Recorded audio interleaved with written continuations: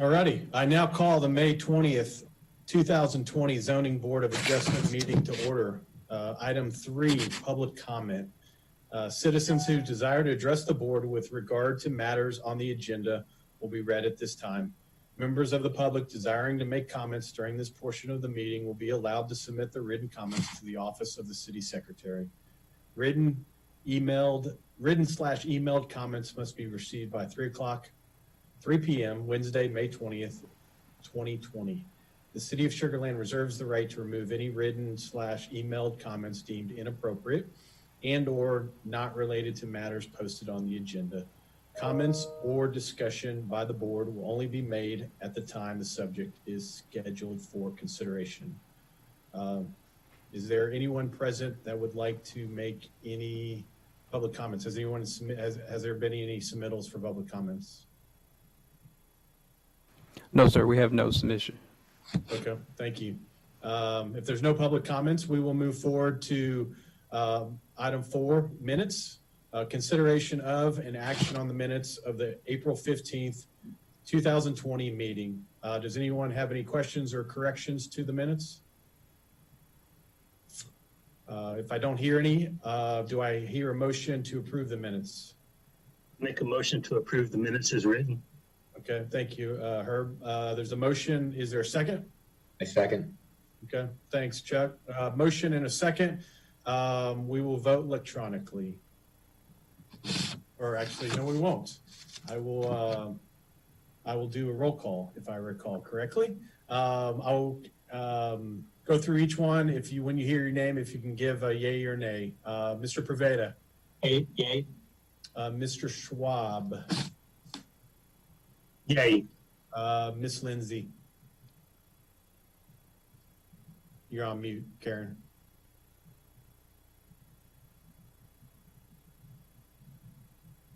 All right. Or you can shake your head. Can we take a shake of the head as a acceptance, or do we need? Yes, sir, she's a yay. I'm a yay. Okay, there we go. Mr. Brown? Yay. Mr. LaRocca is a yay. The minutes are approved. Moving forward, item 5, public hearing.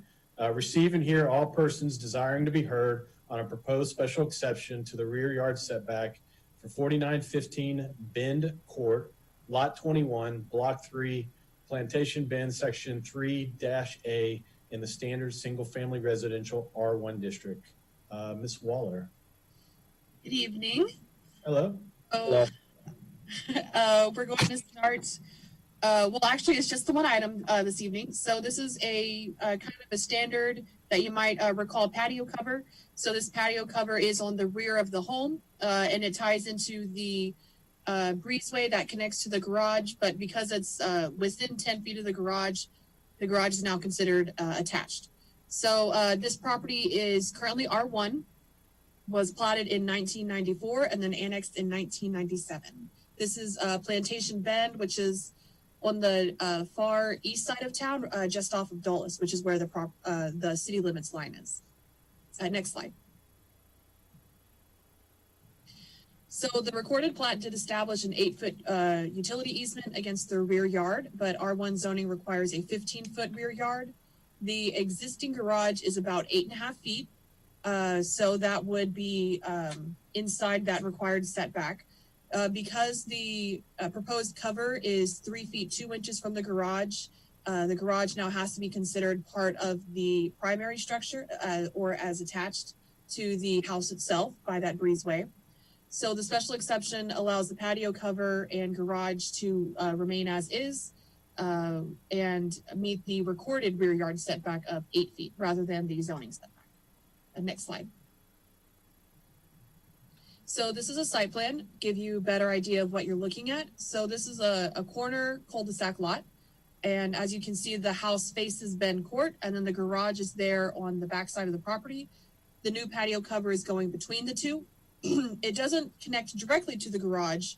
It is 3 feet 2 inches off, but it is, we do have that 10-foot requirement for separation. So this does not meet that.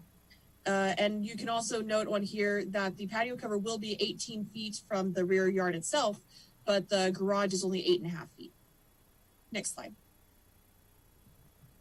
So this is a little zoomed in site plan so you can see the patio cover and how it ties in and connects to that garage. So the garage is 19 feet away from the existing residence as is, and it's allowed to be considered detached because the breezeway is only 6 feet wide. Because the breezeway is extending and this new patio cover is only 3 feet, it will have to be considered connected now. Next slide. Then here are the rear exterior elevations, so you can see the posts and new patio, composition shingles, everything to match the existing style of the house. Next slide. This is an image taken from the right-of-way of the public hearing courtesy sign that we posted in the yard. Due to the current situation, we did not even ask to go into the backyard. Just want to respect people's privacy in the space. So we do have a Google excerpt. Next slide. So you can see here the existing garage is down on the bottom left corner, and then the house faces the street. So you can see a lot of trees there in the front yard and along the rear property lines. And then you can kind of see the uncovered patio. So right now it's just open concrete there in the rear yard. So they are proposing to cover that existing concrete. Next slide. So an analysis of the nearby neighborhood, it does appear to be architecturally compatible with the area. There are approximately 10 nearby homes that do not meet that rear yard setback requirement of 15 feet.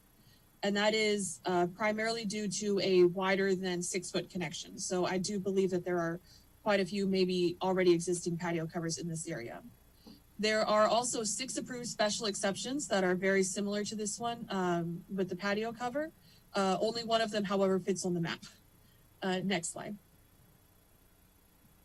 So the special exception does meet the first 3 standard criteria, and staff did not see any apparent issues with public welfare.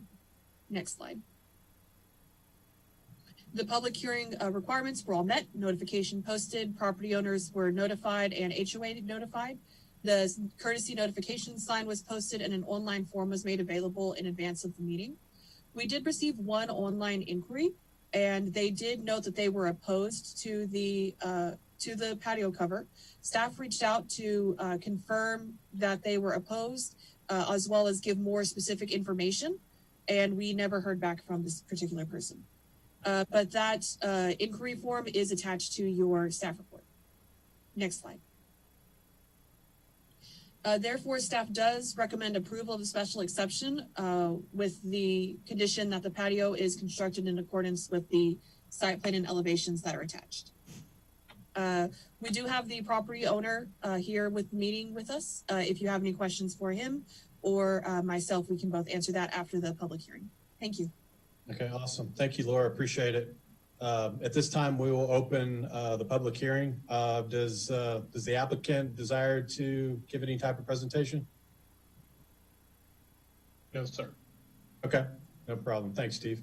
Is there anyone else present that desires to speak at this public hearing? No, sir. If not, I will go ahead and close the public hearing, and we'll move forward to consideration of an action on a proposed special exception to the rear yard setback for 4915 Bend Court, Lot 21, Block 3, Plantation Bend, Section 3-A in the standard single-family residential R1 district. At this time, we will go through the 4 criteria. First criteria, number 1, the latest recorded plat of the property was approved prior to being annexed into the city. The plat was recorded in 1994 and the property was annexed in 1997. We agree with that? Yes. Yes. Okay, thank you, everyone. Number 2, second criteria, the latest recorded plat or other recorded restriction for the property establishes a setback or other regulation that results in a setback that is less restrictive than the setback required by the City of Sugar Land Development Code, Chapter 2. The recorded plat establishes an 8-foot rear yard setback / utility easement. The R1 district requires a setback of not less than 15 feet for primary structures. We're in agreement with that criteria? Yes. Okay, thank you. The third criteria, granting the special exception will not establish a setback that is less restrictive than the setback established by the latest approved plat or other recorded restriction. Note that the recorded plat for 4915 Ben Court established an 8-foot rear yard setback / utility easement adjacent to the rear property line. The applicant is not proposing to encroach into that 8-foot rear yard setback utility easement, rear yard setback / utility easement per the plat, and the garage is at least 8.5 feet from the rear property line. We in agreement with that criteria? Yes. Yes. Yes. Okay. Thank you, everyone. And the final and fourth criteria, granting the special exception will not be detrimental to the public welfare or injurious to the property or improvements in the district or neighborhood in which the property is located. Any specific comments, thoughts, questions to that fourth criteria, concerns? I have a question for Laura, really. The comment that you received online that was in opposition, where's that property located? And are they just confused about what we're asking for? I think they might be confused. That's why staff did reach out a couple of times. They do live on the street that backs up to it, but they are not the immediate neighbors. They're a couple doors down. And I think there might have been a little bit of a language barrier, perhaps, or they weren't really understanding what it meant what a special exception was. So we did reach out with more information, but I never heard back from them. So I can't be. Okay, all right, thank you. But it's like they're not the one that's right behind the property. Correct. Or Right. They were about 2 doors down. Oh, Okay. Okay. So you can't even really, you'd have to look pretty significantly to see the house from the backyard. Right. And I think that trees would probably be in the way based on the aerial image that I showed you in the map. but they're probably thinking that, hey, we're moving the garage back to the fence or Right. something. That I mean, And that's typically what we get when there is some confusion. That is the most mistaken, but I can't say for certain. But I do think that there was maybe some confusion. okay. All right, and thank you for reaching out to them. Any other questions, comments for Laura or for the applicant? Not hearing any further, we'll move forward. And as to the request, it's important to note that staff has examined the proposed special exception for 3 key aspects. The first one being a public safety review. There does not appear to be any public safety issues or concerns associated with this request. The second key aspect was the proposal in relation to the neighborhood rear yard setback comparison. The proposed patio cover addition appears to be compatible with the neighborhood based on an analysis of the surrounding area. Approximately 10 homes within the immediate area meet the rear yard setback of 15 feet. There are 6 approved similar special exceptions in the area, one shown on the immediate vicinity map that Laura showed. The proposed addition is in compliance with the recorded plat and restrictions. And the third key aspect is the proposal and the neighborhood from a general architectural standpoint. The proposed patio cover addition appears to be architecturally compatible with the existing single-family residence and neighborhood, and elevations can be included for certainty. Going through the 4 criteria and the 3 key aspects that staff examined, any final questions, comments, concerns from the board? Not seeing or hearing any. I'll move forward. If there's no other questions or comments, do I have a motion? I'll make a motion. Okay, go ahead, Mr. Schwab. I move that the special exception to the rear yard setback requirements in the standard single-family residential R1 district for the property located at 4915 Ben Court, Lot 21, Block 3, Plantation Bend, Section 3A, be granted with the conditions that the addition to the residence be constructed in accordance with the site plan and elevations attached to the request for the special exception. Okay, great. Thanks, Herb. We have a motion. Is there a second to the motion? I'll second it. Have a second from Chuck. So I have a motion and a second. I will give a roll call for the votes in no particular order, just by pictures. Mr. Brown. Aye. Mr. Schwab. Yay. Ms. Lindsay. Yes. Mr. Preveda. Aye. And Mr. LaRocca is an affirmative as well. The special exception is approved unanimously. With no other items on the agenda, is there a motion to adjourn the meeting? I'll make a motion during the meeting. Got a motion, and is there a second? Second? Motion and a second. All in favor, we can say yes or raise your hand, shake your head. Yes. Aye. Aye.